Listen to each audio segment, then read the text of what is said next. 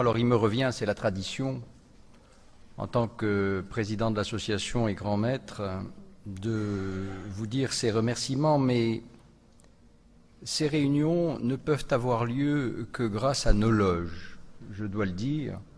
Et je veux dire ici le respect et la gratitude que j'ai pour les frères qui se sont engagés. Alors je dis les frères parce qu'à Lorient, je vois peu de sœurs. Et c'est un sujet sur lequel on pourrait ici gloser, mais les frères qui se sont engagés ici l'ont fait sans aucune retenue, avec, je dois le dire aussi, un talent qui a peut-être aiguisé le vôtre que l'on connaissait déjà. Vous vous êtes exprimé d'abord, c'est vrai, dans une assemblée qui, hors les décors qui l'ornent et qui sont parfois exotiques pour ceux qui ne les connaissent pas, est une assemblée d'hommes et de femmes qui sont dans une certaine culture, une culture très particulière, qui est faite de thèmes et de concepts que vous reconnaîtrez peut-être, qui sont ceux d'abord de la reconnaissance. Vous savez qu'il y a dans nos rituels, ou vous ne savez pas qu'il y a dans nos rituels un terme, la reconnaissance. Nous disons que nous nous reconnaissons comme tels.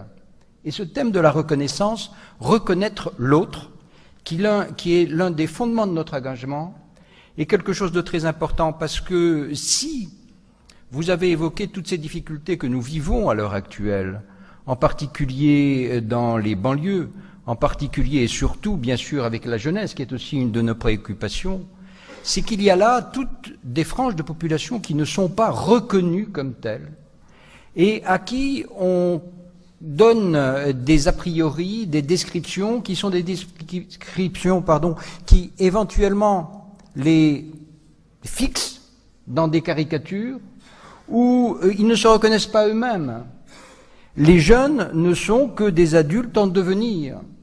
Et nous essayons de dire que ce sont les acteurs de la société actuelle.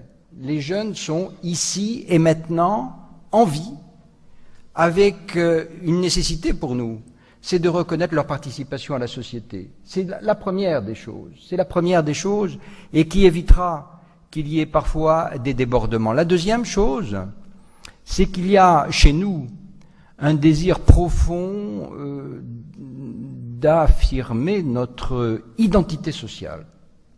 Ce terme d'identité sociale qui est dans la recherche des révoltes au-delà de la Méditerranée, c'est aussi la recherche d'une légitimité que l'on retrouve à l'intérieur de la République, que l'on devrait retrouver à la République, et qui est souvent niée à l'heure actuelle.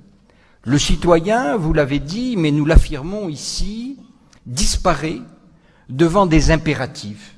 Et ça, c'est une des problématiques de la laïcité.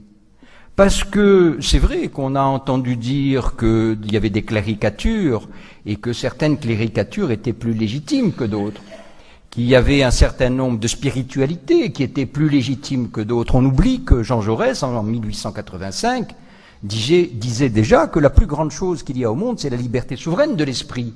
L'esprit ne se mesure pas à l'aune des religions, et quand l'on dit que l'instituteur est moins légitime peut-être dans la société que le religieux, on peut se poser un certain nombre de questions.